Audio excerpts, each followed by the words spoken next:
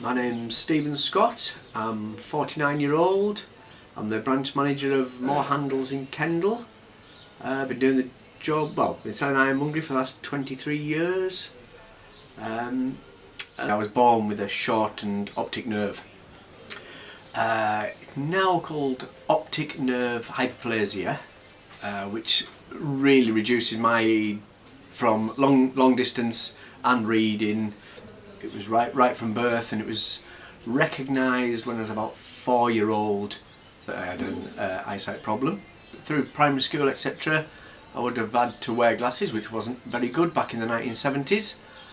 I nearly had to go to a special school at 11-year-old, but it was just when the comprehensive schools were changing in 1980, and they allowed me to go to a normal school with a monocular eyesight, so I could see the blackboard. So basically that helped me through schooling. Stopped me ever having a licence, motorcycle licence, which I really wanted. So I can't have a car licence or motorcycle, so I'm never allowed to drive. I wanted to be a mechanic at the beginning, but when I was in the workshop, there's so many fine things I couldn't do. There's a thing where you have to, what they call, set the points on a motorcycle, which is a flashing light, a spark, and it has to spark at certain amounts of times. I couldn't see the spark, so that was basically my mechanicking career over with. But luckily they had stores in the same shop, so I became storeman, and there was a thing called a microfiche there at the time, so I could use that, which was like an older version of a computer, which I got to learn, and that was a magnification tool. And then after that shop shut down, I went to a place called Longhorn Hardware, where when I got the job, I actually told the boss at the time that instead of giving me a 3-month trial, just give me a month, and it hadn't wasted his or my time in case it wasn't working. So, you know, but luckily I managed to do the job fine, and nearly 23 years later I'm still doing the same job and the manager. Ever since I'll be in my late 20s, I think, I've been got sight advice, and they help me with things like my magnification. That's one. I have another one, which is electronic magnifier, and then I have a third magnifier over there, which they help me through access to work, so I can read everything basically through work.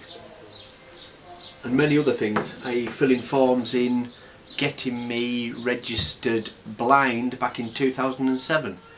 I went, they were doing I think it was a technology day, and I went to this day, and the girl who was filling my form out for me was the same as me, you know, about 3 inches off the paper, and I said, "Your eyesight's as bad as mine." And she went, "Well, I'm registered blind." And I went, "Well, why aren't I registered blind then?" Because she explained this, it comes with benefits. And I said, "What do you mean?" She went, "Well, financially you get a better tax code, and you get different, you know, tax relief, etc. You get your prescriptions free."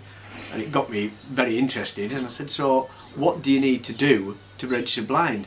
And she asked me if I sat there and read the eyesight board. She said, how many rows down can you read?" And I went, "1." I said, "I read the first letter, A, C, whatever it is." She said, "Well, you can be registered blind." And that was through the hospital. They took me for an eye test, etc. And it sort of puts you back a little bit. You think, "Oh, hell, that's another step I've gone past." You know, just by doing that, yeah, you know, you've given yourself another label in a way, which I've never been labelled before. I never labelled myself until that day, and I was like, yeah, I'm okay, I can accept it now. But I get by, I think, with assistance. And the thing about sight advice I like, it's local, they're all very friendly, very knowledgeable, and will help you out as much as they can. From anything from access to work, to just helping you cook, little small things that you put in your cup, anything like that. They'll, anything small to the bigger scale things.